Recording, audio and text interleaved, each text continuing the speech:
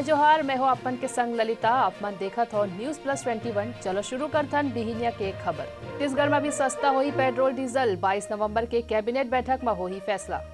छत्तीसगढ़ में चुनाव के प्रक्रिया ऑनलाइन होई। 15 नगर निगम पालिका चुनाव के नामांकन, चुनाव चिन्ह और रिजल्ट वेबसाइट में मिली। मैदानी पहाड़ी इलाका में कम हुई ठंड। बस्तर में आज बारिश के आसार। चीन सीमा में जाहिर रक्षा मंत्री राजनाथ सिंह रेजांगला युद्ध स्मारक के करी उद्घाटन। दिल्ली दंगा मामला में फेसबुक के अधिकारी होही दिल्ली विधानसभा के कमेटी के सामने पेश।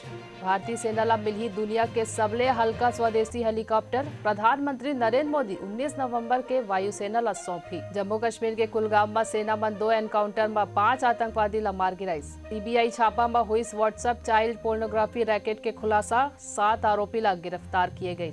कॉमेडियन वीरदास हा भारत में ऊपर विवादित टिप्पणी करे के बाद मांगिस माफी। मध्य प्रदेश में कोरोना के सबो प्रतिबंध हटाए गई। 100% क्षमता ले खुली स्कूल कॉलेज। ऐसा ही तमाम जानकारी से लगातार अपडेट रहे पर हमारे चैनल ला लाइक और सब्सक्राइब करना झन भूलो और नोटिफिकेशन पर बेल आइकन ला घालो दबाओ।